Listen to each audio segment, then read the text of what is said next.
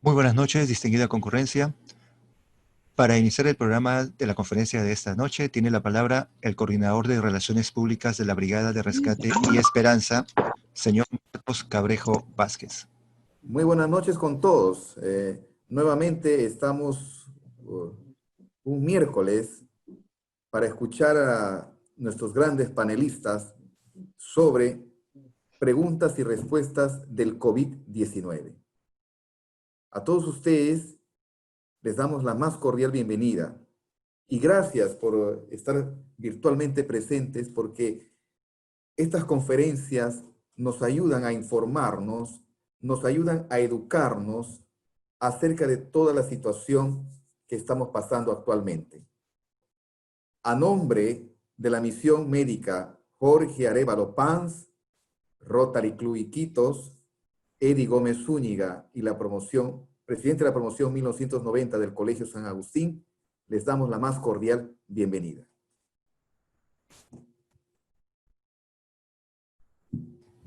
Muchas gracias, Marcos. Esta noche tendremos como moderadores a la doctora Iracema Arévalo, pediatra e infectóloga, y a la doctora Paola Díaz, ambas miembros del staff de médicos de la Brigada de Rescate y Esperanza.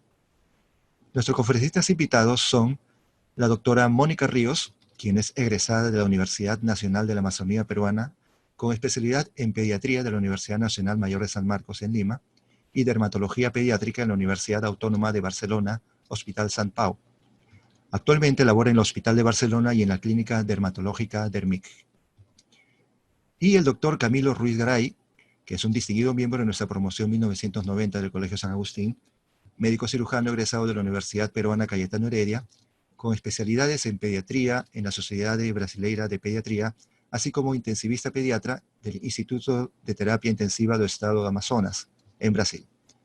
Actualmente se desempeña como jefe de seguridad del ensayo clínico de la vacuna para malaria por Sanaria Inc. en Guinea Ecuatorial, África. Doctores, muy buenas noches, bienvenidos. Adelante, doctora. Muy bien. Bueno, primero quisiera hacer un agradecimiento a la misión médica Jorge Arévalo y a la doctora Iracema Arévalo, a la Brigada de Rescate y Esperanza, a la promoción 90 del Colegio San Agustín, y al Rotary Club de Iquitos por este gran trabajo que vienen haciendo en nuestra ciudad, en colaboración a nuestra población, y agradecer por esta oportunidad de poder compartir unos minutos con ustedes, ¿no? Vamos a tocar algunos puntos antes de pasar a las preguntas y respuestas, algunos puntos relevantes en este contexto de infección por coronavirus en niños, ¿no? Primero, sería importante dejar claro que la mayoría de los niños, por no decir casi todos, van a pasar esta infección como si fuera un cuadro gripal, un resfriado leve. Afortunadamente, los casos de complicaciones son muy, muy raros en este grupo poblacional. Aparte de los mocos, el catarrito, la tos, también se ven que pueden presentar fiebre, un poco de tos, a veces seca o a veces con mocos, dolor de cabeza, síntomas de dolor de cuerpo, dolor de garganta, pueden tener diarrea y algunas erupciones. Se ha visto también que pueden tener algunas erupciones, tanto en manos como en pies, a nivel dermatológico, ¿no? Afortunadamente, como mencionaba, los casos de infección por coronavirus en niños pasan o asintomáticos o con síntomas muy leves. Es verdad que también dentro de los niños tenemos una población de riesgo, ¿no? Que en ellos, pues, podría ser más frecuente que presenten alguna complicación, ¿no? Estos niños, pues, son el grupo de pacientes que puedan tener algún cáncer, que tengan algún problema pulmonar crónico, niños que tengan diabetes mal controlada, ¿no? Son este grupo de niños que pueden presentar algunos síntomas un poco más severos.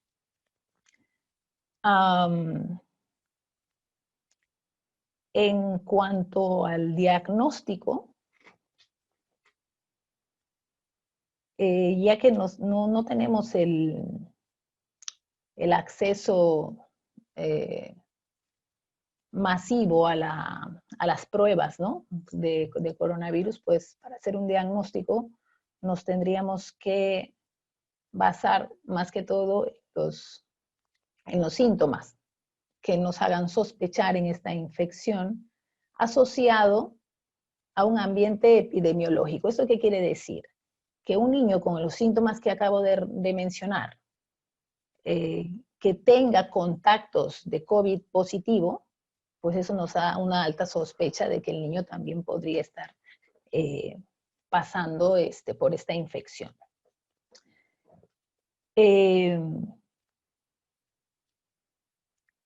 En cuanto a otras ayudas diagnósticas, pues a veces se ha referido a hacer una radiografía o una tomografía, pues no están indicados de primera línea, ¿no? Son pruebas diagnósticas en caso de que yo esté sospechando en alguna complicación, pero más que todo, si estoy pensando que el niño tiene una neumonía, pues voy a indicar antes que una tomografía, pues una radiografía, ¿no? Justamente para evitar toda la radiación innecesaria que sería en este caso de la tomografía.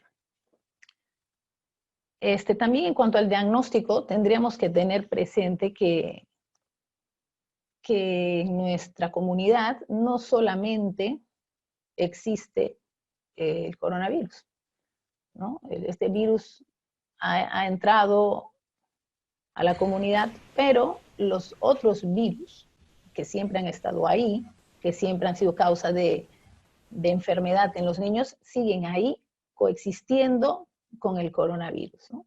Entonces eso es importante, porque no todos los casos de fiebre van a ser coronavirus, pues hay que pensar también en otras enfermedades endémicas, como por ejemplo el dengue, la leptospirosis y los virus comunes, ¿no? Entonces, ¿qué se tendría que hacer ante la sospecha de una infección por coronavirus en niños? Primero, creo que es un punto importante mantener la calma y la tranquilidad y, más que todo, observar y vigilar la evolución de estos síntomas en el tiempo, ¿no? Por ejemplo, ¿qué voy a hacer en caso de que un niño tenga fiebre? Primero, pues va a ser controlar la fiebre, pues dar algo para bajarle la fiebre, podría ser un paracetamol, un ibuprofeno, y ver cómo evoluciona en los días, ¿no? Si le dura la fiebre 3 días, 4 días, 5 días, pues eso va a ser importante. Se ha visto que en estas infecciones en niños, la fiebre puede durar en un aproximado de 3 días. Porque si ya un niño tiene pues 5 o 6 días, ya podría estar hablándome de otra enfermedad, ¿no? En cuanto a la tos, si un niño tiene tos, pues esta tos y los mocos no le van a desaparecer en 2 o 3 días. Va a durarle, ¿cuánto? Más de 2 semanas probablemente, o quizá un poco más. Si tiene diarrea, en una diarrea pues es importante saber si la diarrea tiene moco, tiene sangre, cuántas veces hace al día, si es mucha cantidad, ¿no? Porque eso también nos va a permitir prevenir una complicación, no del coronavirus, sino de la diarrea, ¿no? Que puede ser la deshidratación. Si esta diarrea está asociada a vómitos, también es importante ir controlando estos aspectos. Entonces, en general, lo que tendríamos que vigilar, pues, es, aparte de la evolución de estos síntomas, el estado general de un niño, ¿no? Normalmente un niño que está muy enfermo, pues, por ejemplo, no tiene ganas de jugar, ¿no? Eso es una cosa que nos dice mucho, ¿no? De la gravedad de una enfermedad. Entonces, ver cómo está su alimentación, como decía, si está durmiendo bien y estas cosas. En cuanto a la tos, es importante, en cuanto al seguimiento, tener en cuenta otros síntomas u otros signos asociados a la tos, ¿no? Por ejemplo, si el niño está respirando bien, eso es importante, si está respirando rápido, si está agitado, si se le marcan las costillas cuando respira, que eso nos estaría hablando de signos de dificultad respiratoria. Entonces, en ese caso, pues, estaríamos sospechando en que podría presentar alguna complicación. Dentro de todo esto, pues, como decía, ¿no? Afortunadamente, la población pediátrica se ha visto muy poco afectada con casos graves, moderados, que han llevado pues, a hospitalizaciones en cuidados intensivos, ¿no? La mayoría de casos que se han visto, al menos aquí en España, como compartir un poco esta experiencia, han sido niños con factores de riesgo, pero sin complicaciones, ¿no? Más que todo para tener una estrecha vigilancia de cómo evolucionaban, pero en general, afortunadamente, no hemos tenido casos graves. Ahora, en cuanto a las complicaciones que hemos estado observando, como son mínimas, como decíamos, muy excepcionales, muy raras, podríamos mencionar a la neumonía, ¿no? A la neumonía, y ahora que hace poco se ha reportado algunos casos de la enfermedad de Kawasaki asociada a esta infección, ¿no? Pero hay que tener en cuenta que esta enfermedad no es una entidad nueva. Tenemos ya muchísimos años conviviendo con esto. Es una enfermedad que es preferentemente que se presenta en pediatría, es rara, es bastante rara, pero es prácticamente no se ve en pacientes mayores, ¿no? Entonces, esta enfermedad no tiene una asociación exclusiva con el coronavirus, porque esto puede estar asociado a cualquier otra infección vírica o a cualquier otra infección bacteriana o infección por hongos, ¿no? Entonces, si vamos a hablar de qué nos tendría que hacer sospechar de esta enfermedad, sobre todo es una fiebre no de 2 días, ni de 3, es una fiebre de 5 días para adelante, ¿no? Una fiebre de 5 días o más, pero tiene que asociarse a 4 síntomas más de una lista de 5, o sea, es fiebre más 4 síntomas como pueden ser, por ejemplo, el enrojecimiento de manos y la hinchazón de manos o de pies. Tendría que haber también una erupción generalizada, ¿no? En todo el cuerpo. Síntomas de una conjuntivitis, ojo rojo, pero es una conjuntivitis que no tiene legañas, que solamente es la inyección conjuntival. Cambios en los labios, son labios muy secos, con grietas, la lengua muy roja, o un poco de enrojecimiento en la zona de la faringe, y como quinto punto, pues son aumento del tamaño de los ganglios del cuello, ¿no? Pero como digo, no es solamente una fiebre, tendría que cumplir los criterios clínicos, como se le conoce. Entonces, básicamente, eso es una de las otras complicaciones que se podrían mencionar, pero no es exclusiva del coronavirus. Bueno, y ahora damos pase a mi compañero, el doctor Camilo Ruiz, que él tiene otros puntos que aclarar. Muchas gracias. Gracias a usted, doctora. Doctor Camilo, adelante.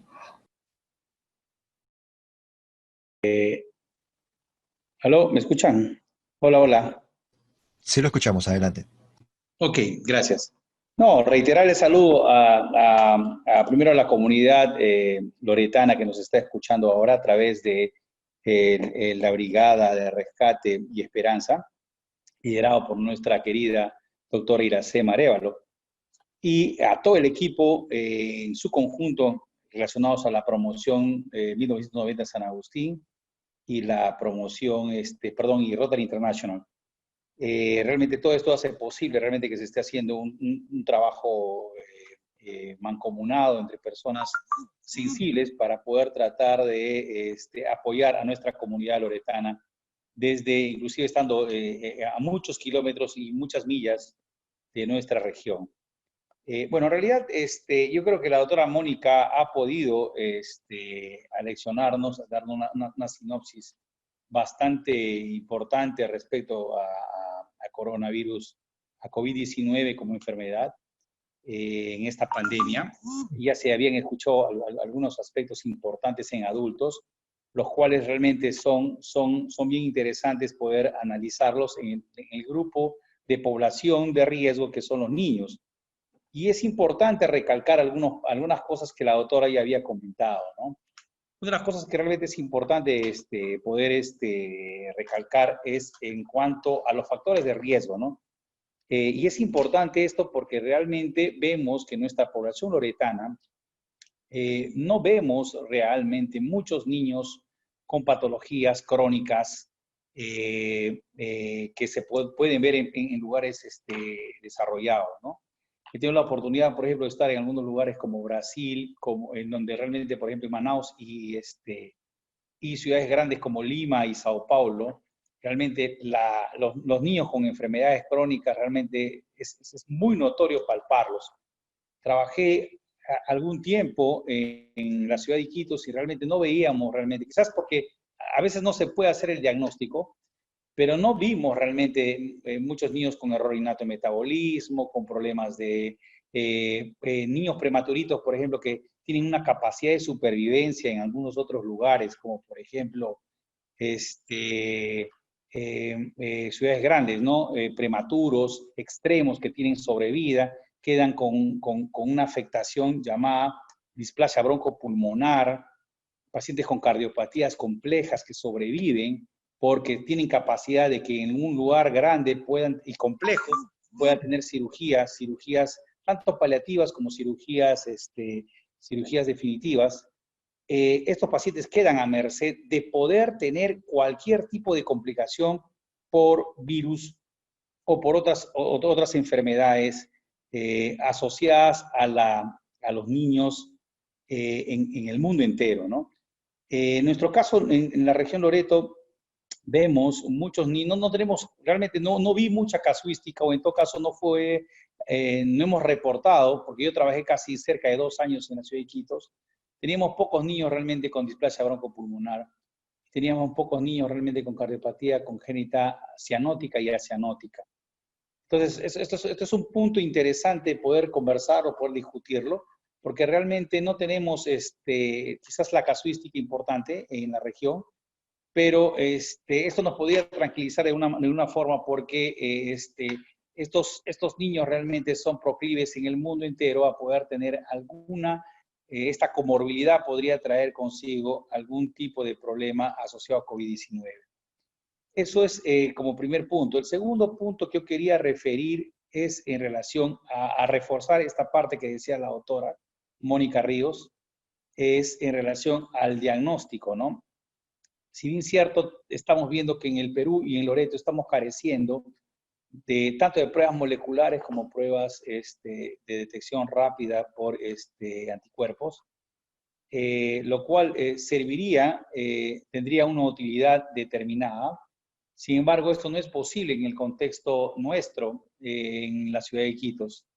Entonces, básicamente, yo creo que es bien importante focalizar esto, ¿no? El diagnóstico clínico, tomando en consideración que el diagnóstico o en todo caso el problema podría ser mínimo en relación a la población pediátrica respecto a la población adulta, yo creo que esto nos da chance para poder, vamos a ponerlo así, poder ponderar el diagnóstico definitivo frente a lo que estamos viviendo. Imaginemos que hay 2 personas que hayan tenido diagnóstico de COVID con sintomatología florida. Entonces tenemos que asumir que si hay un niño que comienza a tener algún síntoma leve, definitivamente este pequeño podría ser categorizado como un diagnóstico muy sospechoso de COVID-19 y darle el seguimiento correspondiente, así como la evolución, sin perder de vista la evolución de este pequeño, ¿no? El otro punto que ha referido la doctora es importante, igual que en la población adulta. El diagnóstico diferencial es bien importante. Si bien es cierto, Iquitos, que es un lugar tropical, ha sido abatido durante muchísimos años, tanto por malaria, dengue, leptospirosis, enfermedades reemergentes o emergentes, es importante entender que muchos de estos problemas tienen sintomatología inespecífica. O sea, es decir, no existe algo que sea exclusivo para una enfermedad. Y voy a poner esto como énfasis a dengue porque realmente es importante comentar esto. Y de verdad que yo tengo todavía la oportunidad de poder, que muchos amigos y algunos pacientes de la ciudad de Iquitos me estén refiriendo pacientes y estamos haciendo los análisis correspondientes y tienen inmunoglobulina NS1 para dengue en el contexto de un síntoma respiratorio. Entonces significa de que no es nada, no podría ser nada infrecuente poder observar niños que tienen un diagnóstico probable de COVID-19 asociados a otra coinfección como dengue o leptospirosis. Entonces, yo creo que realmente es importante poder entender y poder reforzar lo que la doctora Mónica Ríos ha comentado sobre eso. Y otra cosa, recordemos que realmente existen ciclos de otras infecciones virales como BCR, como influenza, A o B, que quizás por la falta de recursos no tenemos la posibilidad de poder hacer un testeo a todos los niños. Sin embargo, el mes de mayo, junio, para Sudamérica es un mes importantísimo en casuística de pacientes respiratorios, ¿no? En donde realmente circulan otros virus respiratorios en niños que básicamente estamos asociando BCR, parainfluenza, influenza y otros virus, ¿no? Entonces es importante también poder comentar sobre este punto que yo considero que es que vale la pena. Y en realidad, si nos damos cuenta, casi la gran mayoría de estos virus, con excepción de leptospirosis, uno necesita realmente el uso de antibióticos.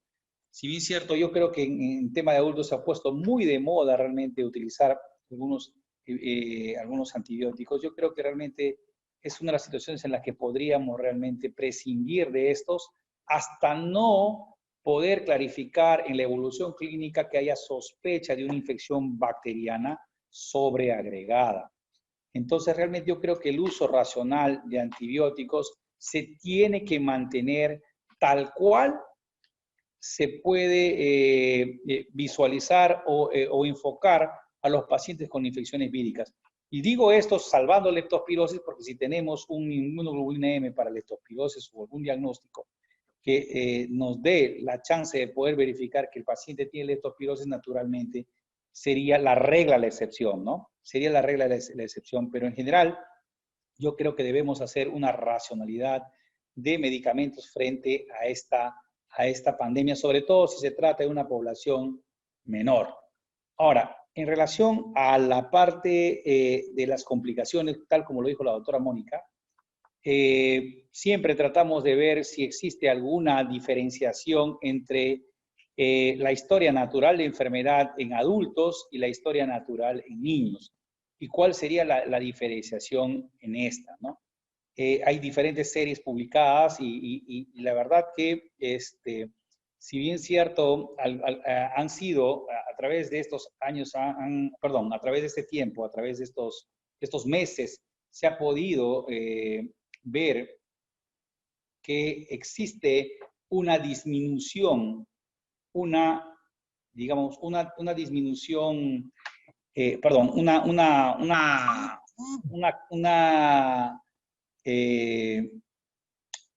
presentación bastante noble en la población pediátrica. Sin embargo, también hay algunos reportes, y que sí se ha puesto de manifiesto en el Perú, por la cantidad de personas infectadas proporcionalmente a nivel nacional. Sin embargo, ya tenemos noticias que, por ejemplo, existen ya aparentemente 8 pacientes hospitalizados en el Instituto Nacional del Niño, sede Breña, con 8 pacientes están, si no me equivoco, 5 en ventilación mecánica y 3 están en destete oxigenatorio, probablemente para pasar a piso en los próximos días. Hay más o menos 25 o 26 pacientes que están hospitalizados por COVID-19, pero todos ellos estables hasta el momento y aparentemente en evolución favorable. Entonces significa realmente que no podemos, si bien es cierto, no es mi intención poder alertar negativamente a la población loretana, porque hemos atravesado una etapa difícil en las últimas semanas en la ciudad de Iquitos. Sin embargo, tenemos que estar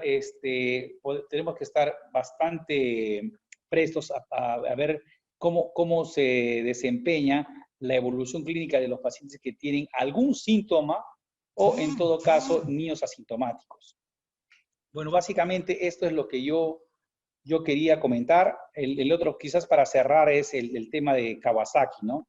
Yo vi una publicación de Facebook el día de hoy, muy interesante, porque la alarma decía en estos términos: por favor, tengan cuidado porque Kawasaki puede invadir la ciudad o puede llegar a la ciudad.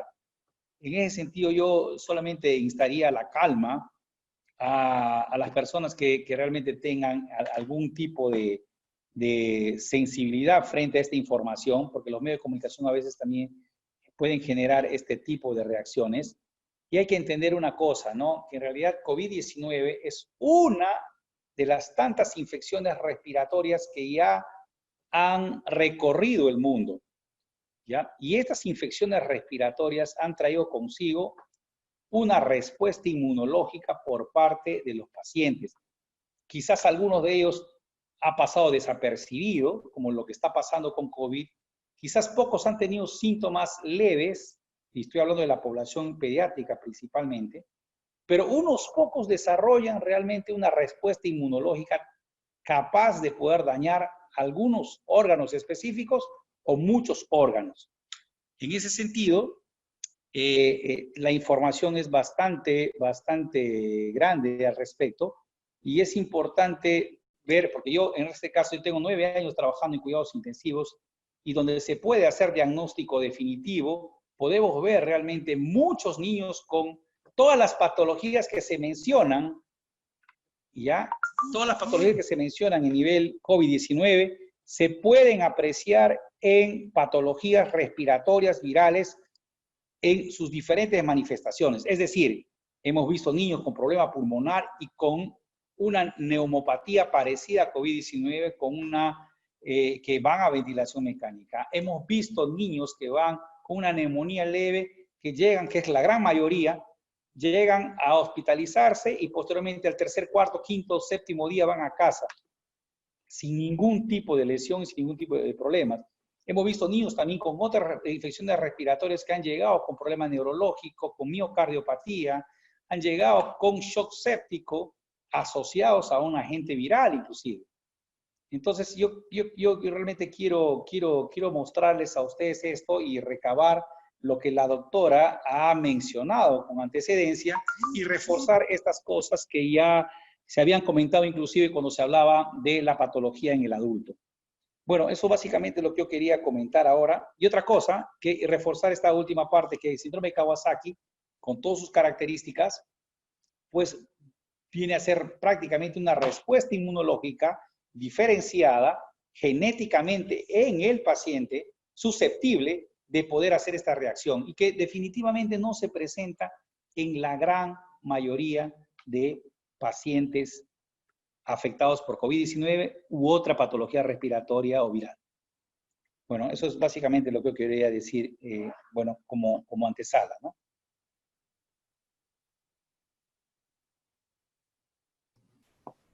Muchas gracias, doctor Camilo. Ujú.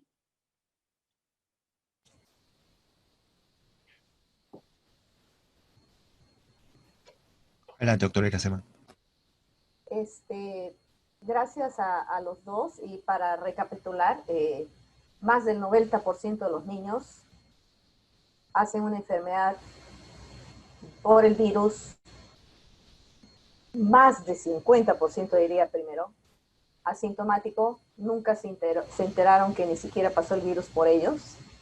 Se calcula más o menos que un 15-20% de los niños se presentan con síntomas respiratorios para la comunidad, o sea, como un tipo de gripe, resfrío, lo que estábamos hablando, lo que ustedes bien expusieron al inicio. Entonces, uno de los grandes problemas que tenemos en los niños que están se presentan con el virus sin ningún síntoma, de tal manera que son los que probablemente están transmitiendo más la infección a nivel comunitario y a nivel de la casa. Por lo tanto, ¿qué opinión les merece a ustedes el cierre de los colegios o algún tipo de reporte que hayan visto sobre la opinión del cierre de colegios durante el COVID-19? Por dos razones. Por el hecho de la interacción social que tienen los niños y el aprendizaje y probablemente la afección a nivel psicoemocional y mental, ¿no?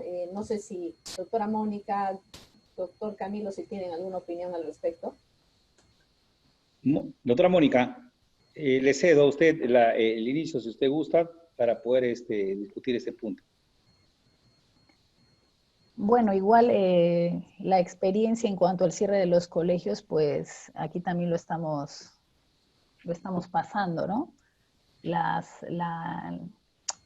El ciclo escolar ya se ha dado por terminado.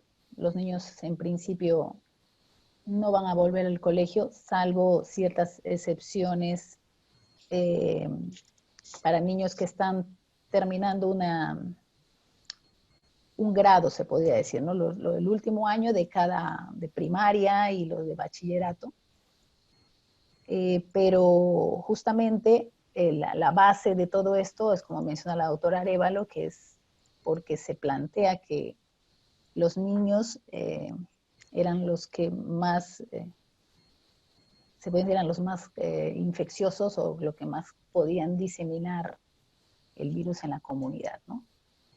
Desde mi punto de vista, creo que es una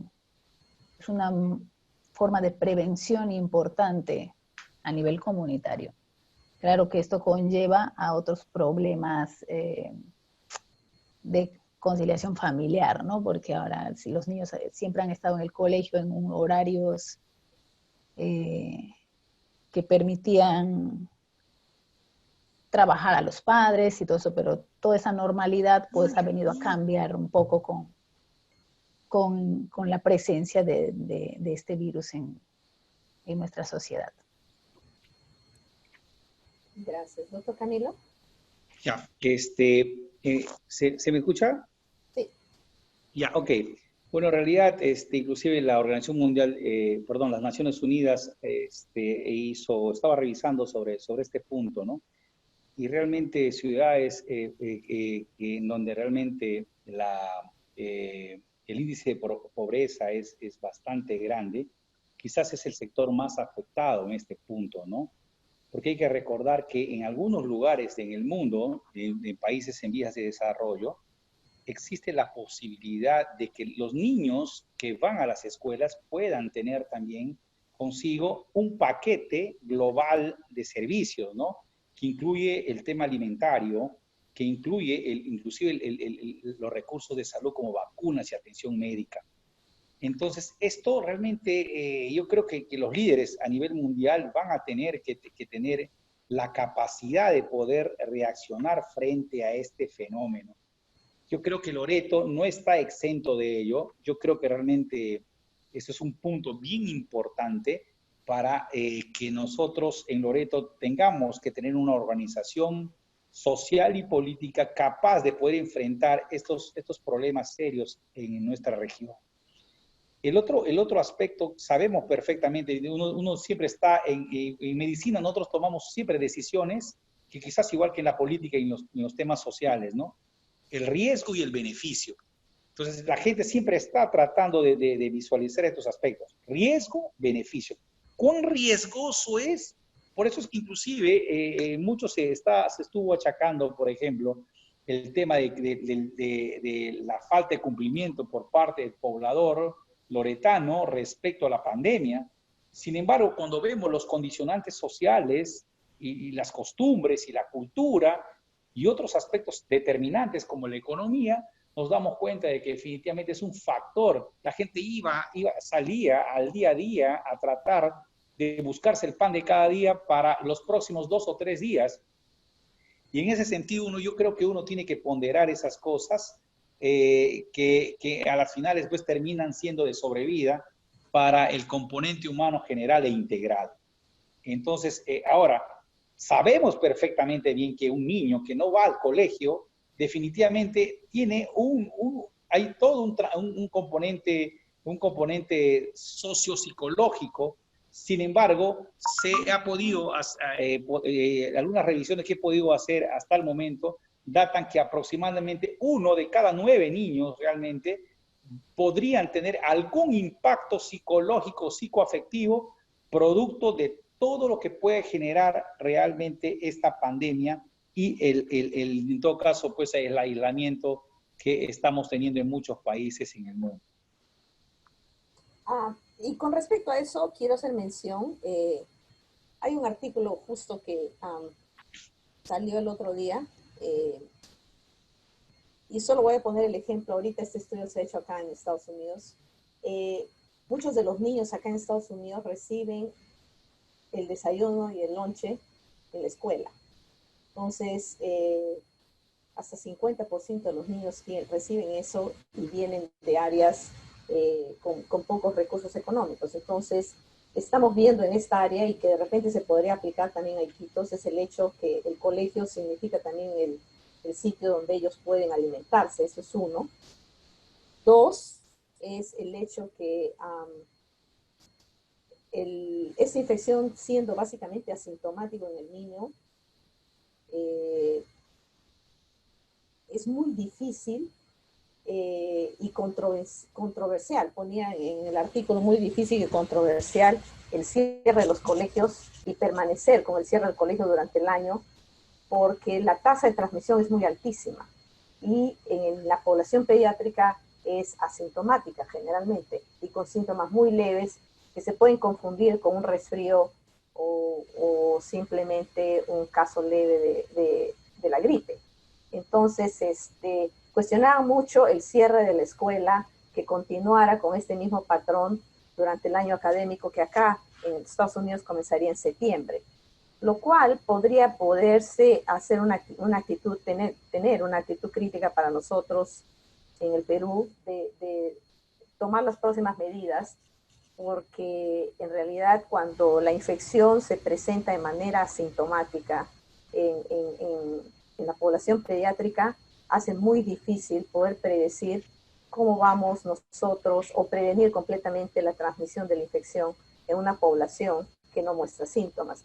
Por lo tanto, ellos más bien cuestionaban el hecho del cierre de los colegios que permanecerían a través del año académico como algo que de repente se podría reconsiderar y tomar otras técnicas para el año académico. Algo que mencionó el doctor Camilo y que es importante es sobre el Kawasaki. El Kawasaki es, y como dijo bien la doctora Mónica también, es el hecho de ser esto una reacción, un síndrome de reacción inflamatoria. O sea, al final el daño en el paciente es en el niño. Este síndrome se presenta es en la reacción inflamatoria frente a la gente, en este caso al virus del COVID, pero como bien mencionaron, lo vemos en otras cosas, lo lo veo yo en VIH, en niños con VIH, lo vemos en niños que tienen mononucleosis, pueden hacer este tipo de complicación. Y se pone mucha similitud en lo que es la respuesta inflamatoria Kawasaki con la similitud que presenta el adulto con el síndrome de estrés respiratorio, esa hiperrespuesta inflamatoria que se presenta en el adulto a nivel pulmonar. Entonces, en el niño, la hiperrespuesta inflamatoria podría estar asociada con el Kawasaki, pero hemos visto muy raros casos. Ha salido un reporte en Nueva York que hasta ahora ha habido 100 casos de Kawasaki en el estado de Nueva York, pero de todas maneras la mortalidad en el grupo de los niños sigue siendo entre 1 a 3%. No sé si alguien, doctora Paola, si usted tiene alguna pregunta.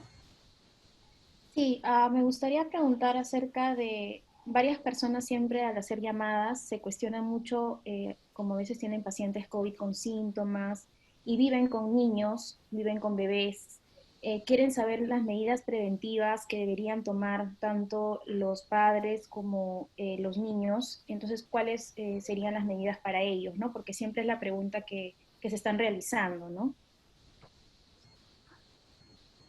Ya, doctora Mónica, ¿le cedo o yo puedo antecederla? Puedes. Ya, en realidad yo creo que las medidas epidemiológicas y preventivas son generales y también relativas hasta cierto punto, ¿no? Porque hay que entender cómo se comporta naturalmente un niño grande y un pequeño, un lactante, ¿no? Porque los lactantes en este caso pues, definitivamente no se van a poner una máscara, ¿no? Para poder salir, inclusive para ir digamos, a una atención determinada por vacuna, atención de sanidad en este caso. Las recomendaciones definitivamente pueden ser bastante, por ejemplo, en los niños pequeños menos de 1 año, existen recomendaciones, si en todo caso estos chiquitos tienen su coche, y ellos pueden estar con síntomas respiratorios y no poder en todo caso usar una mascarilla, conservar en todo caso el distanciamiento social. El distanciamiento es importante y naturalmente si un bebé está en un coche, naturalmente está un poco separadito. Y en los niños más grandecitos que tampoco pueden usar máscara, más de 1 año de vida, naturalmente pues la separación de 1 a 2 metros, el distanciamiento es importante para ellos también, y tratar en lo posible de que no estén juntos con otros pequeños porque ellos se juntan y naturalmente esto genera pues un riesgo mayor, sobre todo en lugares en donde ellos tengan que acudir, sobre todo por los servicios de salud sanitaria, ¿no? Entonces, después de esto, el resto de factores, de situaciones que se puedan relacionar al tema preventivo, está relacionado casi similar a lo que podría pasar en el adulto, ¿no? Que básicamente se respetan esos 3 parámetros importantes en la cadena infecciosa. Y hay un punto que sí me gustaría tocar acá porque lo acabo de revisar, justo lo acabo de revisar hace 1 hora aproximadamente, información de la Sociedad Brasilera de Pediatría, respecto, por ejemplo, y eso también condice con un estudio realizado no solamente en China, ¿no? Y también en Alemania, pero en 2 cosas diferentes. Uno, el reporte de China naturalmente era la relación que existe en el ¿cómo se llama? En el hallazgo, perdón, sí, era en el hallazgo de heces, de RNA o material genético en la población pediátrica, porque naturalmente todo el mundo está pensando en este caso en que la diseminación tendría que ser o directamente o a través de las gotitas respiratorias, ¿no? Para toser al momento de hablar o interaccionar. Sin embargo, lo que se ha podido verificar en este estudio, si no me equivoco, no recuerdo con exactitud cuántos pacientes fueron observados, pero lo que sí se pudo demostrar es que hubieron aproximadamente, vieron esto en este reporte, 10% de los pacientes que tenían problema de seropositividad en el tiempo, tenían cuadros digestivos antecedían al tema respiratorio. Importante era que existe una hipótesis muy fuerte, puesto que se pudieron ver inclusive 11 días posterior que se negativizaron con las pruebas respiratorias, se pudo encontrar en este caso material genético en heces después de 11 días, por lo que se prevé de que uno tendría que tener sumo cuidado también frente a las muestras de heces, tanto en lugares hospitalarios como en la casa. Porque recordemos que un porcentaje importante de la población pediátrica que tiene síntomas, perdón, estamos hablando del 10%, ¿no? Quizás menos, pero 1 de cada 10 personas hacen síntomas digestivos y estas personas también podrían realmente, bajo esta hipótesis, ser un factor también de diseminación de la enfermedad, cosa que no ha sido, creo yo, hasta el momento dilucidado. Entonces, bajo estas condiciones, yo creo que también tendría que formar parte del componente de protección preventivo, ¿no? Es decir, si alguien tiene la posibilidad de poder, no sabe si su niño realmente tiene, y es bien difícil en los pequeños, porque recordemos que los niños pequeñitos, por ejemplo, tienen el reflejo gastrocólico bastante desarrollado y muchas veces se confunde en la práctica ambulatoria como si fuera una diarrea, cuando en realidad los niños hacen un poquito más de posiciones durante el día. Y naturalmente uno no puede saber si estos niños realmente están afectados o no afectados, pero sí es importante tomar en consideración estos aspectos. Algo que quiero enfatizar nuevamente. La gran mayoría de los niños no presentan síntomas. Un grupo pequeño, fiebre, tos, congestión nasal, un moco más, ¿verdad? Y es bien difícil hacer el triaje de este grupo, ¿no? Porque puede ser cualquier cosa y en pediatría 80% de lo que vemos es mocos y infección de oído, una congestión nasal. Entonces, eso es importante, bien poquito el porcentaje de niños que nos hacen complicaciones. A nivel mundial hemos visto muy pocos niños y reportes de niños que han terminado en ventilación mecánica. No es el diario que hacen los neumólogos intensivistas. En pediatría no estamos haciendo eso. Es muy poco los niños que se nos complican y terminan en ventilación mecánica. Y quiero hacer énfasis en este grupo que se complica. En este grupo que se complica hay 2 factores importantísimos. Se han encontrado nuevamente con reportes que han salido en JAMA. Obesidad en el niño y comorbilidades tanto de enfermedades cardíacas, congénitas o adquiridas, y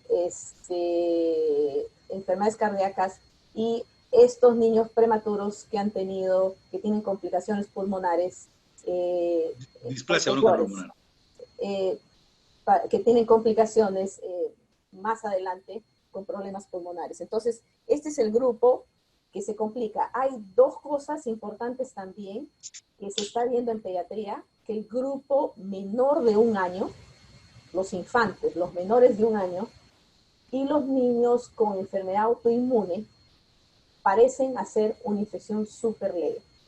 O sea, hasta este momento no hay reportes de que los niños, los recién nacidos, los niños menores de 1 año, nos hagan una infección con complicaciones severas.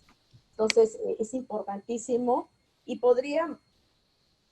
no quiero especular, pero podría estar relacionado con la patofisiología, la respuesta a la infección, ¿no? La respuesta a la infección es lo que causa el daño, la actividad inflamatoria. Y los niños con un sistema, los niños menores de 2 años no tienen una respuesta inmunológica tan alta y madura como la tiene el adulto.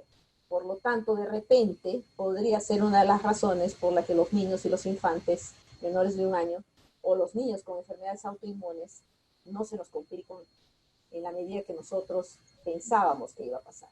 Entonces, de todas maneras, los pediatras estamos bendecidos con eso, ¿no? Y una pregunta, ¿tiene que ver eso con las vacunas? Porque justo menores de 2 años, las vacunas son mucho más frecuentes, más constantes. Entonces, ¿tendría que ver algo con las vacunas o está todavía en estudio? O sea, podría ser, o sea, no quiero tomar sin evidencia científica, decir, sí, es eso exactamente lo que está pasando, pero los niños que, por ejemplo, les vacunamos a los 2, 4, 6, 9, 12, 15, 18 meses, le ponemos el, el neumococo 13, le ponemos las dosis del pentacel, del difterio, de otras cosas. Entonces, ponemos boosters justamente por eso, para generar una respuesta inflamatoria, una respuesta inmune más avanzada cada vez. Entonces, de repente podría ser esta una de las razones porque los niños menores de 2 años no nos hacen, menores de 1 año, estamos viendo que no hacen infecciones tan severas con el COVID. Y lo mismo los niños con... ¿Podría complementar esto? ¿Podría complementar ¿Aló? Sí, Sí, doctor. ¿no? Sí, lo que pasa es que Rondagán es una de las personas que más ha publicado sobre el tema de neumococo, y él, me acuerdo que en una charla que dio en el Perú el año 2012, él justo hizo un comentario respecto de algo que él había observado en los pacientes que tenía una prevalencia determinada de infecciones respiratorias virales asociadas a BCR en Estados Unidos. Y lo que él pudo comprobar, o en todo caso, no sé, lo que él pudo observar, si podría decir mejor así, él pudo observar que en el grupo de población prevalente en infecciones respiratorias por BCR, existía una disminución después de una intervención asociadas al Prevenar o la vacuna, si no me equivoco, es la 13 valente, ¿no? La 13 valente, que es el Prevenar. Entonces, yo recuerdo haberlo revisado esto en el año 2011, 2010 o 2011 fue, y eso es una de las cosas que me llamó profundamente la atención, en la que realmente se podría hacer la hipótesis de que algún tipo de vacunación bacteriana en este caso, o de cualquier otra índole, podría originar algún beneficio inmunológico en las patologías de origen viral que originan problemas tan similares con alta mortalidad en población pediátrica como el caso, por ejemplo, de BCR, ¿no? Virus sincitial respiratorio. Y con eso hay un tema más que es muy importante en la población pediátrica, y ahora tenemos acá, no quiere salir en cámaras, la jefa del Centro de Salud de Moronacocha, Jorge Arévalo. La veo acá, y con ella hemos estado hablando algo tan importante, que sigamos los programas de vacunación en los niños, ¿no? Excelente. No queremos crear los focos infecciosos de polio, sarampión, varicela, porque hemos parado de vacunar. A nivel mundial hemos recibido una alerta de la Organización Mundial de la Salud, donde 80 millones de niños no han recibido vacunas en los últimos 2 meses. Y estamos hablando de niños menores de 2 años. ¿Y qué damos ahí? Damos la de la tosferina, damos sarampión, varicela, todas estas cosas que sí se puede llevar al niño, ¿no? El COVID les va a pasar y ni siquiera nos vamos a enterar, probablemente, pero las otras pueden crear focos infecciosos y epidémicos en nuestras comunidades, ¿no? Entonces, enfatizar nuevamente que los programas de vacunación tienen que seguir, y tienen que seguir idealmente en todos los grupos etarios. O sea, de ninguna manera, hasta ahora no sé si el doctor Rolando Sánchez tiene alguna opinión, pero ni en adultos debería pararse, Sí, no hay ninguna contraindicación. me he regocijado escuchándolos hablar sobre vacunación porque hay una teoría súper atractiva, ¿no? Cuando tú tienes la infección viral, tú tienes 2 tipos de respuesta inmunológica. La primera, que es la respuesta innata, y después la respuesta innata es seguida por una respuesta adaptativa. La respuesta innata lo que significa es la respuesta natural, inmediata que tiene el cuerpo cuando uno se infecta con un virus.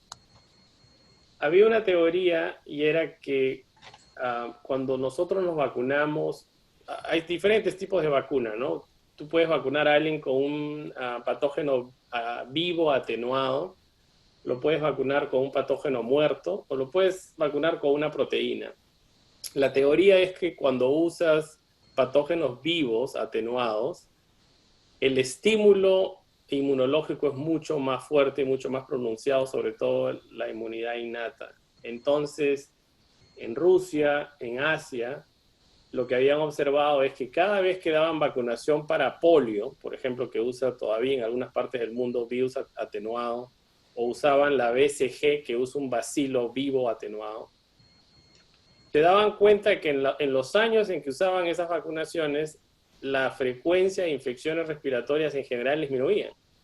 Eso es algo que el doctor Ruiz también ha mencionado, ¿no? A eso se refería. Entonces ellos decían, qué raro, o sea, nosotros estamos vacunando para polio, estamos vacunando para tuberculosis, pero cada vez que usamos estas vacunas con patógenos vivos atenuados, nos damos cuenta que al mismo tiempo las infecciones respiratorias caen. Entonces, hicieron una serie de estudios y ellos, ahorita la OMS, por lo menos tiene algunos estudios clínicos en los que se está usando la BCG y el virus de la vacuna contra la polio oral, que es la que usa el virus atenuado, para ver si eso podría incentivar la respuesta inmune innata y de esa manera prevenir, digamos, la infección contra el coronavirus. Es decir, usar estas vacunas para mejorar el sistema inmunológico de las personas a la hora que puedan enfrentarse al virus, ¿no?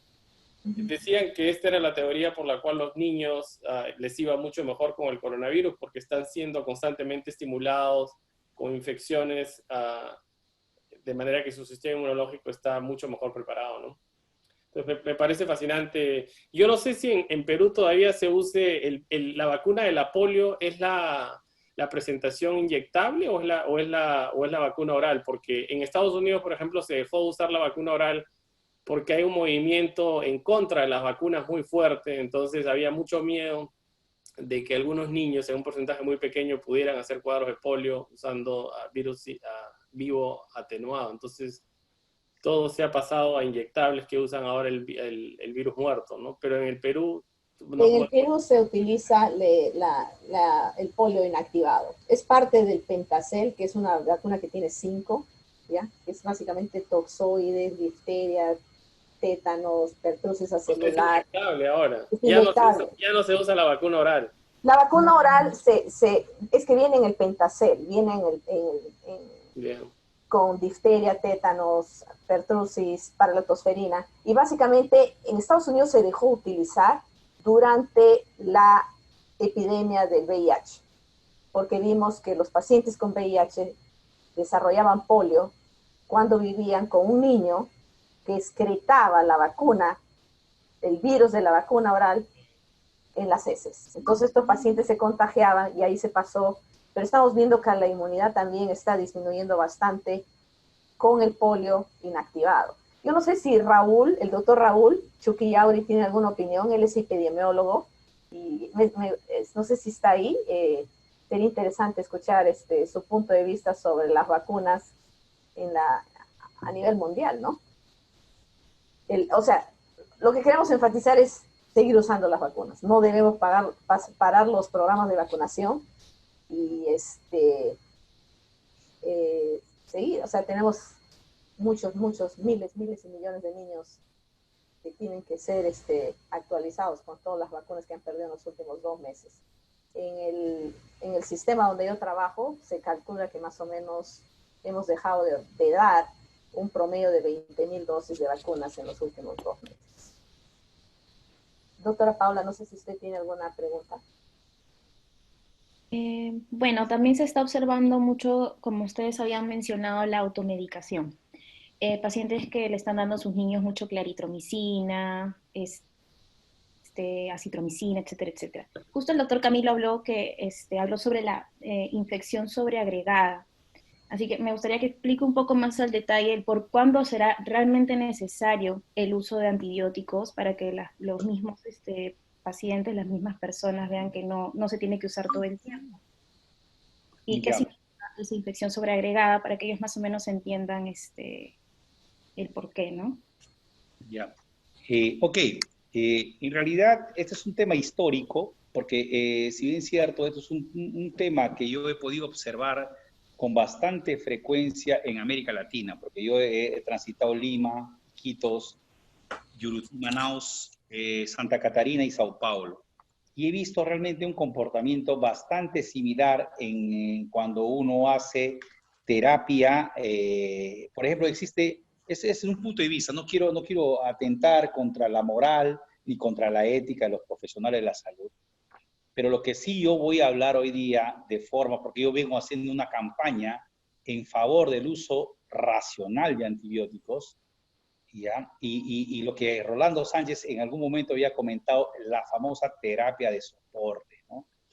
Y a veces puede parecer esto como si fuera realmente, yo a veces he podido diferenciar el tratamiento de los pacientes en tres grupos, ¿no? O tienes un tratamiento sintomático paliativo, o le das tratamiento de soporte, o le das tratamiento curativo a un paciente.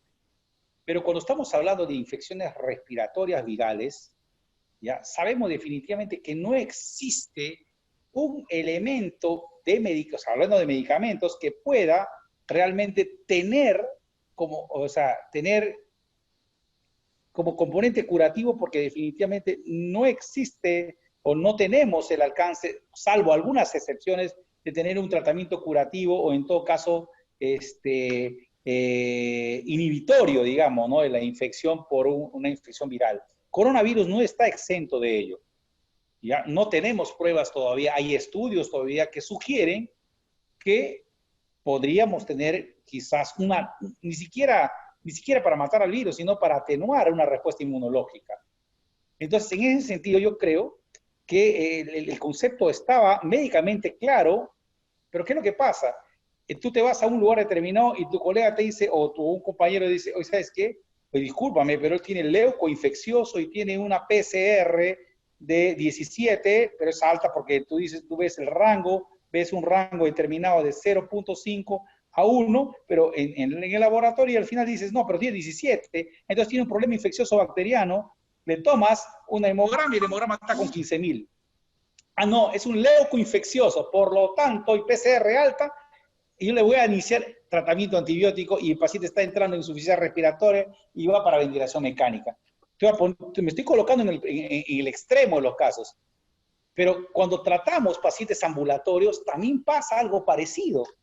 Entonces, cuando realmente vemos clínica clara de que hay niños que tienen rinorrea, tos, ¿no? Fiebre, 37, 38, ya ponle 39.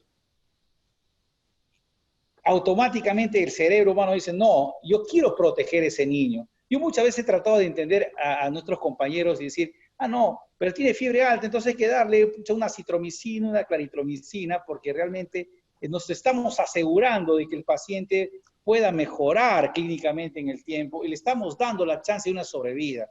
Sin embargo, la tasa de sobreinfección bacteriana en pacientes adultos y en pacientes pediátricos no sobrepasa ni el 4 ni el 5% en realidad. Estamos hablando de pacientes que no tienen comorbilidad. Algunas excepciones como influenza, algunas H1N1, algunas excepciones como varicela, pueden tener una alta chance de poder tener una infección bacteriana. Sin embargo, no es la regla general. Entonces estamos tratando de poder, mi opinión personal y mi opinión de algún sector de la comunidad médica es tratar de hacer un uso racional de estos medicamentos, porque nos vamos a encontrar con una pandemia brutal, y acá antes decíamos 40 años, dentro de 50 años, yo creo que esto, con el contexto de COVID, esto podría adelantarse y esto podría ser un problema de salud pública en los próximos años. Entonces yo naturalmente hago este énfasis, porque naturalmente creo que existe una evidencia técnica para poder realmente racionalizar estos medicamentos que son muy valiosos, ¿no? Gracias, Camilo. Iracema, una pregunta para la doctora Ríos. Hay bastante, Mónica, hay bastante pregunta en la población. ¿Existe alguna evidencia si el hecho que los niños tengan un componente alérgico los predisponga a hacer más síntomas cuando se infecte con el coronavirus? He visto esa pregunta en varios lugares. O sea, la pregunta en todo caso es, los niños alérgicos, ¿no? Con asma o rinitis alérgica o atopia, ¿tienen mayor riesgo que los niños sin alergia a hacer enfermedad más severa o no se sabe todavía? Se mencionaba el asma como un factor de predisposición a hacer síntomas más severos, pero mencionan al asma no controlada, ¿no? Un asma severa no controlada, ¿no? Ahora, en cuanto al otro tipo de alergias, de rinitis, se ha estado viendo que no hay mayor incidencia de severidad, pero se creía en algún momento que en la época aquí, por ejemplo, estamos en primavera todavía, al haber más polinización, se creía que podían aumentar los casos, ¿no? Pero planteaban más que de una cosa propia del paciente, era porque se creía que el virus se podía diseminar de manera más generalizada o transportarse en otro medio, ¿no? Que no sea de persona a persona. Pero qué bueno que digas eso, porque yo creo que vas a tranquilizar a muchos papás que han estado bastante ansiosos pensando que el hecho que sus niños tengan alergias lo van a poner en más riesgo. Es un poco lo que se ve en adultos. Cuando hemos examinado la severidad de la enfermedad con asma, los pacientes que tienen asma alérgico no parecen tener mayor riesgo de hacer enfermedad severa. Más bien son los pacientes que tienen el asma no alérgico, el asma inflamatorio, ¿no? Los obesos, son los que podrían tener mayor riesgo, pero bueno. Gracias, Rolando.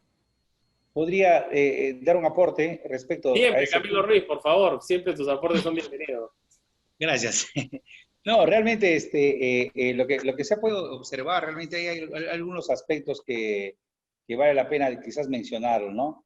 Quizás naturalmente en la parte, yo sí sigo pensando que el tema, me acuerdo que cuando la gente hablaba de inmunología antes decía, o tienes una hiperinmunidad o tienes una defensas bajas, y todas las personas que tienen que enfermarse necesariamente tienen que tener defensas bajas. Y realmente comprendimos a través de los años de que el tema inmunológico realmente tiene unos bemoles impresionantes, ¿no? Y eso es un bemol, como decía mi gran maestro, el doctor Arévalo, aquí yo tuve la oportunidad de disfrutarlo porque era un capo, y capo en la medicina, cultura general y otras cosas más, ¿ya? Porque así era mi maestro, el doctor Chololongo, el grandísimo pediatra y líder de nuestra sociedad loretana en vida, pero realmente es así, ¿no? Yo diría esto, ¿no? Realmente me llama profundamente la atención que una enfermedad como asma bronquial tenga la capacidad de poder realmente hacerle frente a coronavirus, ¿no? Y definitivamente en niños también no se ha podido observar, se sospecha que tanto igual que en adultos, en niños, el receptor, se ha podido observar que el receptor de la enzima convertidora de angiotensina 2 podría estar bastante disminuido en aquellos pacientes que presentan, inclusive se hicieron trabajos asociados a interleuquina 13 que se ve muy incrementada, y con hipereosinofilia en pacientes realmente con inmunoglobulina E positivos, en donde realmente el nivel de AC2 está disminuido. Entonces, esto podría generar, en hipótesis, un factor protector para la infección de COVID-12, tanto en pacientes adultos, quizás y pacientes pediátricos, ¿no? Una pregunta más para todos los panelistas pediatras o apasionados con la pediatría. Hay una persona que pregunta si los niños que están en tratamiento con hierro, ¿debería con ellos tenerse alguna consideración cuando se hace tratamiento para el coronavirus? ¿Hay alguna relación entre suplementación de hierro? ¿Qué opinan ustedes? Bueno, Cedo, creo que hablado. En general, en el mundo de enfermedades infecciosas, una de las cosas que hacemos cuando pones tus platos de virus, bacterias y todas esas cosas, ¿con qué le alimentas? Con hierro. Tic, tic, tic, tic. He trabajado en laboratorio. Tic, tic, tic. Le ponía la leishmania, le ponía a toditos los virus. No, es verdad. O sea, le pones. O sea, Entonces, con tu pipeta vas y le pones. Una de las cosas que hacemos durante un proceso infeccioso es cortamos los suplementos de fierro porque es el alimento del virus, de la bacteria, o sea, es utilizado, ¿no? Entonces, usando el mismo concepto, normalmente cuando trato a un paciente con una sepsis, un niño que ha ingresado por algún tipo de proceso infeccioso, lo que hago es cortar el hierro. ¿Okay? O sea, es durante ese periodo. Una cosa que mencionaron ustedes que es importante enfatizar, no olvidemos que no debemos desarrollar los médicos y los padres, ¿ah? Y tenemos los médicos que poder ayudar a los padres, no debemos tener fobia a la fiebre, ¿no? Fiebre-fobia, ¿no? O sea, debemos hacer siempre que la fiebre es amigo nuestro. La fiebre es una señal de que hay algo malo. Entonces, en el mundo pediátrico, todos los papás nos llaman porque el niño tiene 2, 3 horas de fiebre. Entonces, no olvidemos que el sistema inmune, las células B, funciona muchísimo mejor en un ambiente febril, ¿no? O sea, las células B de los linfocitos funcionan mucho mejor en un ambiente febril. Entonces, no desarrollar fobia a la fiebre y enfatizar que es importante a veces los procesos respiratorios, virales, es un par de días, 2, 3 días de fiebre. Yo tengo ahí una experiencia personal, ¿no? O sea, regresé una vez de Iquitos y Andreita, mi hijita, me hizo fiebre 1 día, 2 días, 3 días. Y su papá me decía, ¿qué vas a hacer? Y yo le decía, no voy a hacer nada, ¿no? O sea, tranquila. Y como yo voy a trabajar, yo se quedaba con Andreita, entonces en el día 7 ya no me creyó que era normal tener fiebre y se fue a ver a otro pediatra. Y se fue a ver a otro pediatra y el otro pediatra me llama y me dice, acá tengo tu hija con tu esposo, que está ella con fiebre y dice que tú no la has tratado.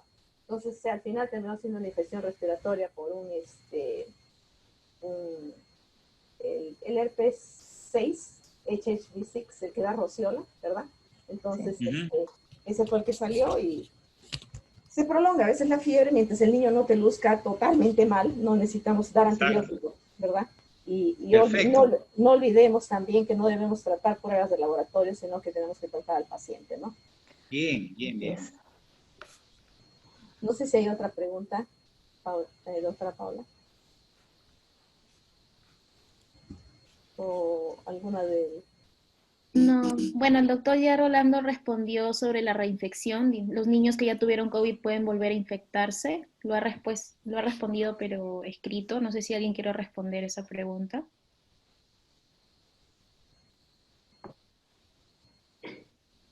Bueno, no, si pueden reinfectarse, me imagino que en ese contexto el comportamiento puede ser igual que en el adulto, ¿no? No hay una evidencia suficiente de que se pueda reinfectar, o sea, no lo sabemos, porque también está en investigación todo el tema de la inmunidad que te pueda generar la infección, ¿no?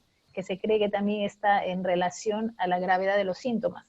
Eso lo sabremos probablemente en unos años, cuando ya podamos conocer más el comportamiento de este virus en la comunidad y en el organismo, ¿no?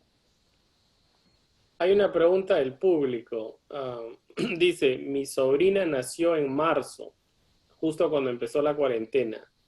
No hemos tenido la oportunidad de darle ni una sola vacuna porque no queremos exponerla a sacarla fuera de la casa. ¿Qué recomendaciones nos dan, por favor? Bueno, como mencionaba la doctora Iracema, en este contexto no podemos parar el calendario vacunal, ¿no?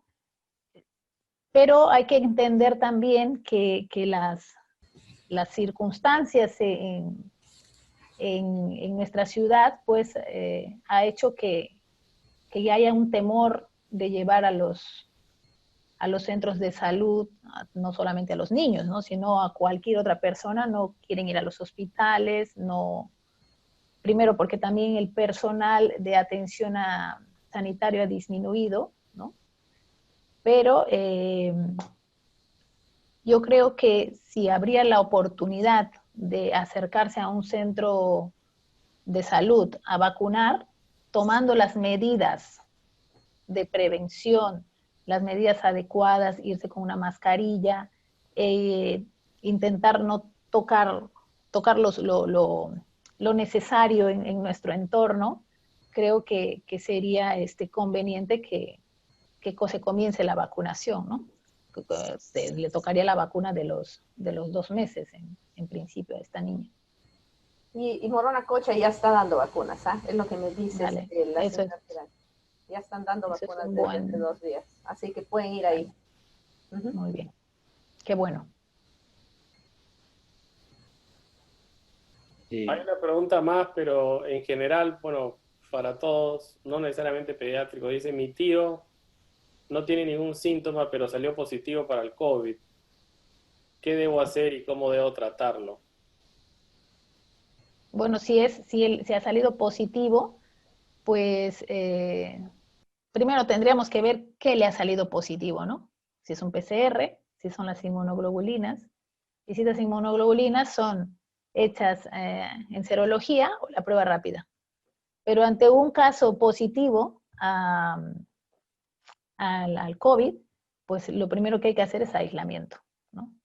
El aislamiento dentro de casa, en la medida de lo posible, ¿no?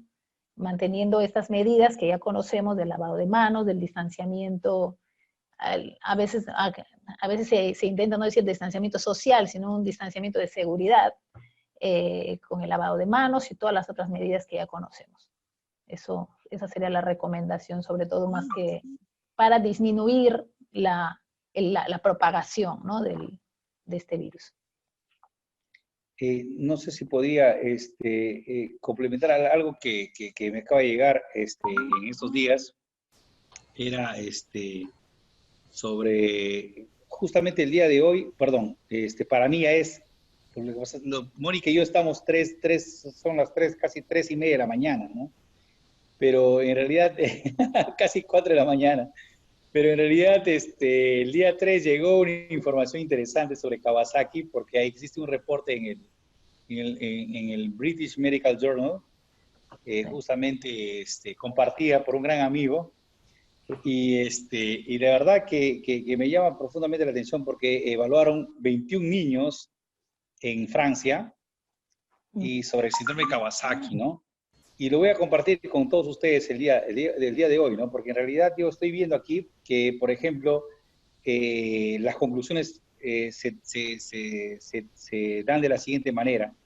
Casi el 60% el 60% de esta población estuvo afectado gente de procedencia afro, ¿no? El otro detalle que ellos vieron es que más o menos un 60% similar estuvieron asociados a Kawasaki y shock séptico. Y voy a hacer un hincapié en este punto porque todavía existe el mito en nuestra población médica que todavía el shock séptico necesariamente, esta respuesta inflamatoria tiene que ser necesariamente bacteriana, ¿no? Y eso COVID nos demuestra muchas cosas que realmente ya sabíamos que existían con infecciones virales en una respuesta inflamatoria brutal. Y el otro detalle es que el 76% de estos pacientes hicieron concomitantemente a Kawasaki miocarditis y que el 80% de estos pacientes requirieron soporte de UCI. Lo positivo de todo esto es que todos sobrevivieron. Esto es lo positivo. Pero lo que realmente llama la atención es que todos los que se complicaron en esta serie de 21 pacientes tuvieron síntomas gastrointestinales previos. Entonces, y otra cosa que es bien importante en el tratamiento de estos pacientes, el 24% de estos pacientes recibieron inmunoglobulina. Y el resto, perdón, 100% de ellos recibieron inmunoglobulina. Y el 24% de ellos recibió corticoterapia en el tratamiento, pero todos ellos sobrevivieron. Entonces, realmente, yo quería compartir esto con ustedes, porque realmente me parece que retomamos lo mismo, ¿no? En lugares donde realmente el nivel de atención en términos de soporte, vemos que los pacientes realmente sobreviven cuando existe realmente una capacidad de infraestructura importante para poder darles sostenibilidad a los pacientes pediátricos y adultos. Entonces, en ese sentido, yo quiero hacer un énfasis, porque realmente yo soy testigo, he trabajado en Loreto, he trabajado en Loreto durante más o menos 4 años. Yo soporté un brote de coqueluche el año 2012 como pediatra, como intensivista pediatra, y no voy a negar que fue difícil realmente. Y no solamente fue difícil afrontar niños, porque tenía que intubar en serie niños que llegaban en apnea total, y todo el mundo decía, oye, ¿pero qué pasa? Pero el coqueluche ya no se erradicó con la vacunación. Era una interrogante bien interesante que los colegas decían en el momento. ¿No será que es neumonía realmente? Porque todos se mueren por neumonía cuando hablamos de problemas respiratorios. Inclusive hay un artículo en Comercio de aquella época. Sin embargo, nosotros dijimos, no es así. Es una presentación atípica, porque no es... ¿Pero por qué no tosen?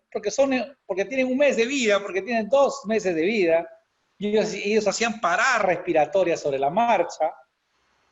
Entonces yo creo que realmente hay cosas en las que realmente podemos ir mejorando a través del tiempo. Y yo aprovecho esta oportunidad para poder comentarlo, no a manera de crítica dura, sino a manera, en ese entonces ya veíamos que realmente el soporte era mínimo. Entonces yo creo que realmente podemos sensibilizar a la comunidad política y a la comunidad loretana a poder tomar cartas en el asunto, porque esto no es un problema tan mínimo. Y ahora ustedes con COVID-19 se acaban de dar cuenta de que definitivamente esto no es un tema tan simple, es un tema realmente que tenemos que reforzarlo. Entonces, yo creo que estamos aquí para poder construir algo, no estamos para destruir, estamos para poder construir. Vemos que el mundo realmente se está moviendo en un afán un poco complicado. Sin embargo, yo creo que tenemos que retomar este componente humano. Y creo que, y rescato esto de nuestro grupo, liderado por la doctora Iracema, para poder tratar de sensibilizarlos a todo nivel. Yo creo que con la verdad, la ciencia es importantísima, cumple una función importantísima. Esta ciencia realmente tiene que estar al alcance, inclusive de las personas que toman el liderazgo de una nación y de un pueblo. Con esto podemos informar fehacientemente a toda la población, la comunidad loretana y peruana tal vez, para poder generar realmente algo positivo a través del tiempo y a través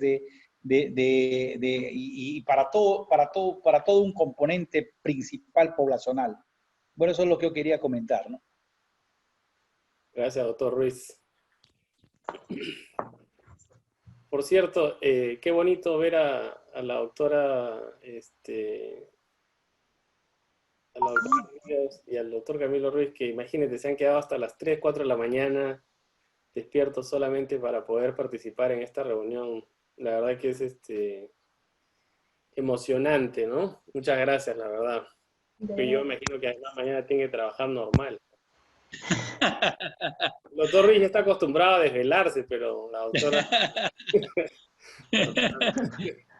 Muchas gracias, Rolando. También es un gusto poder haberte visto después de mucho tiempo.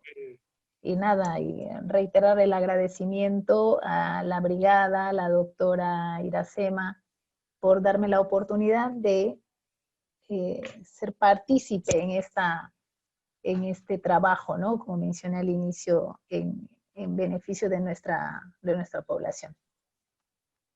Más bien, gracias a ustedes, a los dos, a la doctora Paola, que está en Lima, al doctor Rolando, que está en Ayagua. En Ayagua. A toda la brigada, a los que estamos ahí, y al doctor Raúl. Doctor Raúl, no sé si usted tiene algo que esté en Lima. A ver, que nos diga algo al terminar. Para terminar, usted cierre el equipo hoy día. Buenas noches con todos. Muchas gracias, doctora Iracema, por cederme la palabra. Bueno, en primer lugar, agradecer tanto a Camilo como Mónica, a mí también, a Mónica, después de mucho tiempo que la vuelvo a ver. Ha sido interesante poder tener el alcance que ustedes nos han podido brindar y agradecer a todos ustedes por cada uno hacer este esfuerzo de poder llegar a la población que está en búsqueda de resolver asuntos de la vida diaria relacionados con la pandemia que estamos sufriendo. Y me parece que es importante que tengan en nosotros, en la Brigada de Rescate y Esperanza, doctor Jorge Arévalo, una ventana para hallar respuestas y comportamientos que puedan ir en favor de resolver aquellas dudas que seguramente han sido muy difíciles en estas últimas semanas de incertidumbre y de desinformación. Estoy cada vez más contento cuando veo que la gente se engancha, se conecta y pregunta. Inclusive esto se está extendiendo a otros lugares de Loreto y me parece que es importante que nosotros continuemos haciendo este esfuerzo y podamos seguir dando un espacio para las personas que lo necesitan en nuestro querido Loreto. Muchas gracias y gracias a todos y buenos días para Mónica y Camilo, ¿verdad? Y buenas noches para nosotros, ¿verdad? Sí. Muchas gracias. Un fuerte abrazo para todos. Gracias. Muchas gracias. Chao. Gracias. Adiós. Hasta luego. Hasta luego, muchas gracias. Gracias. Gracias. Adiós, Paola. Chao, Mónica. Chao, Camilo. Distinguida concurrencia, de esta manera damos por finalizada la conferencia de preguntas y respuestas sobre el COVID-19. La misión PAMS Jorge Arévalo, el Rotary Club Iquitos y la directiva de la promoción 1990 del Colegio San Agustín Iquitos en persona de su presidente Eddie Gómez Zúñiga agradecen su concurrencia y los invitamos a participar en la próxima conferencia que tendrá lugar por este medio el próximo domingo 7 de junio a las 5 de la tarde. Los invitamos a visitar la página de Facebook de la misión Jorge Arévalo PAMS, donde pueden contactar a la Brigada de Rescate y Esperanza. Tengan ustedes muy buenas noches.